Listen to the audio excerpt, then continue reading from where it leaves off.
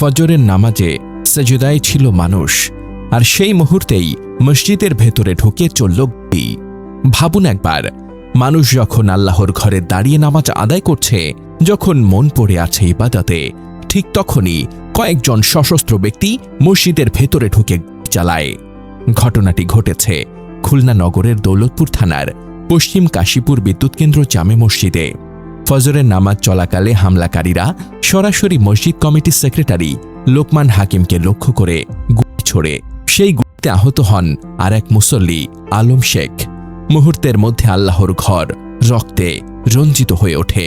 নামাজরত মানুষ আতঙ্কে ছুটোছুটি শুরু করেন। কেউ আহতদের বাঁচানোর চেষ্টা করেন, কেউ হতভম্ব হয়ে তাকিয়ে থাকেন। পরে রক্তাক্ত অবস্থায় দুজনকে হাসপাতালে নেওয়া হয়। তাদের মধ্যে লোকমান হাকিমের অবস্থা গুরুতর হওয়ায় উন্নত চিকিৎসার জন্য ঢাকায় পাঠানো হয়েছে। পুলিশ ও স্থানীয় সূত্র জানায়, ফজরের নামাজ চলাকালে কয়েকজন সশস্ত্র দুর্বৃত্ত আকস্মিকভাবে মসজিদের ভেতরে ঢোকে। তারা সরাসরি লোকমান হাকিমকে লক্ষ্য করে গুলি ছোড়ে। এতে আলম শেখও গুলিবিদ্ধ হন। রক্তাক্ত অবস্থায় তারা মসজিদের মেঝেতে লুটিয়ে পড়েন। দুর্বৃত্তরা দ্রুত ঘটনাস্থল ত্যাগ করে। গুলির শব্দ শুনে অন্য মুসল্লি ও স্থানীয় লোকজন ঘটনাস্থলে ছুটে যান। পরে তারা আহত দুজনকে উদ্ধার করে খুলনা মেডিকেল কলেজ হাসপাতালে নিয়ে যান। সেখানে লোকমান হাকিমের শারীরিক অবস্থার অবনতি হলে চিকিৎসকদের পরামর্শে জরুরি ভিত্তিতে উন্নত চিকিৎসার জন্য ঢাকায় পাঠানো হয়। খুলনা মহানগর পুলিশের সহকারী পুলিশ কমিশনার মোহাম্মদ শফিকুল ইসলাম প্রথম আলোকে বলেন, ঘটনাটি তদন্ত করে দেখা হচ্ছে। ঘটনাস্থল থেকে আলামত সংগ্রহ করা হয়েছে। আশপাশের সিসিটিভি ক্যামেরা ফুটেজ সংগ্রহের চেষ্টা চলছে। হামলার সঠিক কারণ ও জড়িত ব্যক্তিদের পরিচয় উদ্ঘাটনে পুলিশের একাধিক দল কাজ করছে।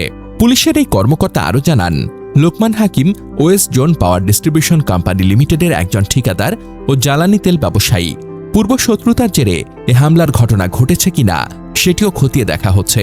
সবচেয়ে ভয়ঙ্কর বিষয় হল, আজ যদি একজন মানুষ মসজিদের ভেতরেও নিরাপদ না থাকে, তাহলে নিরাপদ থাকবে কোথায়? রাস্তা নিরাপদ নয়, ঘর নিরাপদ নয়, কর্মস্থল নিরাপদ নয়, এবার কি আল্লাহর ঘরও নিরাপদ থাকলো না?